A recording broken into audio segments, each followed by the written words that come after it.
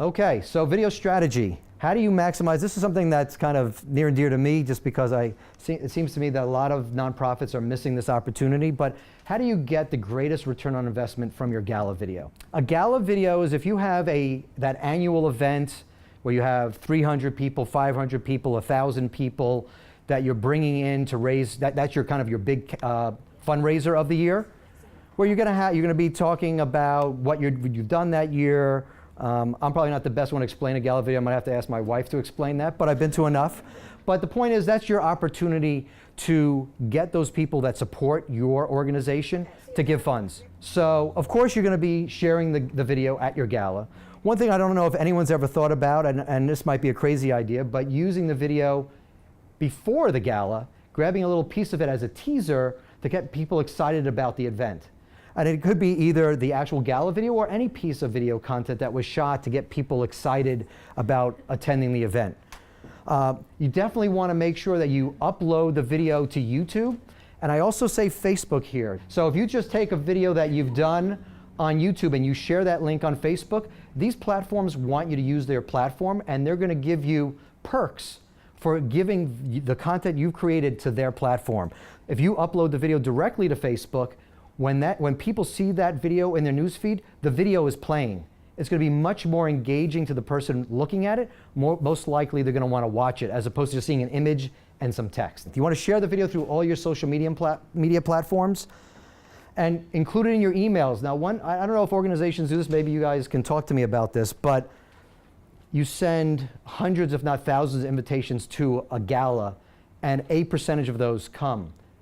The people at the gala may or may not see the video, so you certainly want to share it in an email campaign following your gala, an email sharing the video once again so they can see it, because maybe they weren't able to have their full attention. They couldn't hear it, they couldn't see it where they are. But all the people who weren't able to attend the event, share that video with them. That is a great way to reconnect with them, get them excited about your organization again, your story. So definitely share it through your email campaigns. You obviously never want to take your video that might be hundreds of megabytes or 20 megabytes and include that in an attachment in your email. Number one, it won't get through their servers and it won't go to anyone. You want to share it as a link, and you have to really decide what you want to do here. I'm not the biggest fan of, in an email campaign, of sharing the YouTube link itself. Why is that a bad idea? So if you have them go to YouTube, they're in YouTube land, and what does YouTube want them to do? Watch a bunch of other video content.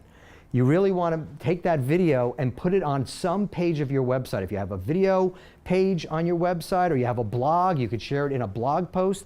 You want to share them. The whole idea with video marketing is you want to drive traffic to your website. You don't want to drive traffic to YouTube. You don't necessarily want to drive traffic to any of the social media platforms. The idea is get them to your platform where you can give your message. But the idea is you can have the video on a page and maybe have some messaging there. Hey, would you like to make a $20 donation? Would you like to come to our next event? Would you make sure you follow us on Facebook? If you just go to YouTube, Now it is an embed link of the video on YouTube or whatever video hosting site you're using, whether it's Vimeo is another option for you guys.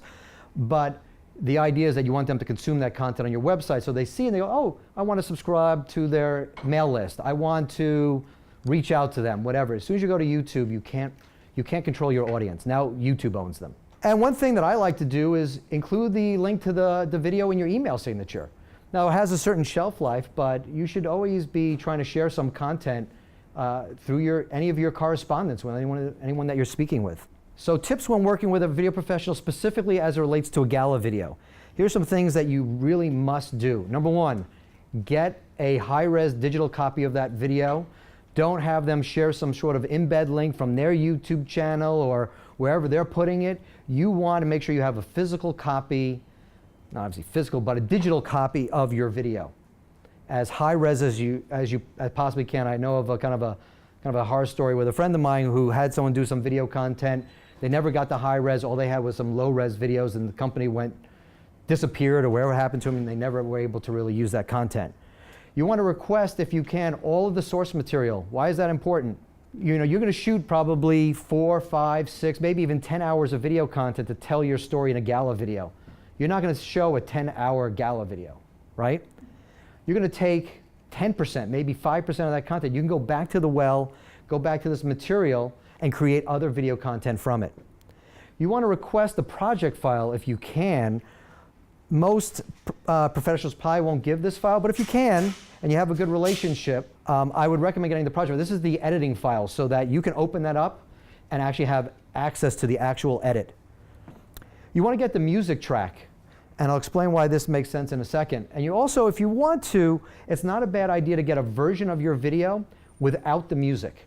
Without dealing with the source material, you could take your video, chop it up, turn it into all sorts of other things, and then relay back on the music, and you won't have this issue with music starting and stopping and starting and stopping and being disruptive in your video. It gives you a lot of freedom with editing the finished video as opposed to going back to the source material.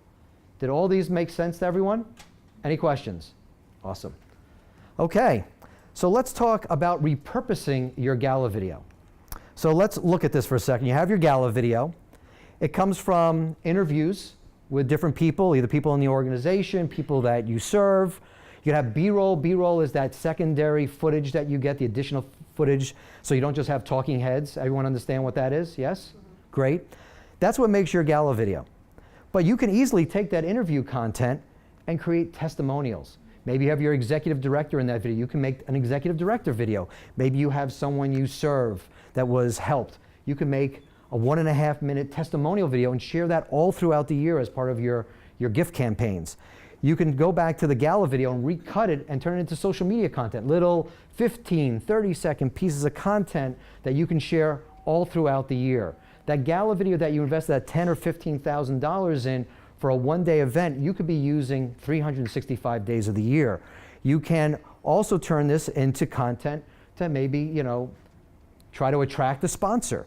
And lastly, and again, we could keep building this out. This was just kind of get you guys thinking. If you have an end-of-year campaign, you can go back to that Gala video, re-edit it, or go back to the original footage and turn that into something else that is new and fresh for people to see. Could add a voiceover, and completely the messaging has changed. Good? I just want to get it by a show of hands. Anyone who's investing in Gala videos, are they doing this? Anyone doing this? One. All right, and we can obviously build this out more. You could be making, potentially, I don't know whether you can make hundreds of videos from this, but you can make clearly a lot of videos from this and just keep going back to the well and just repurposing that content. That's really one of the great powers of video.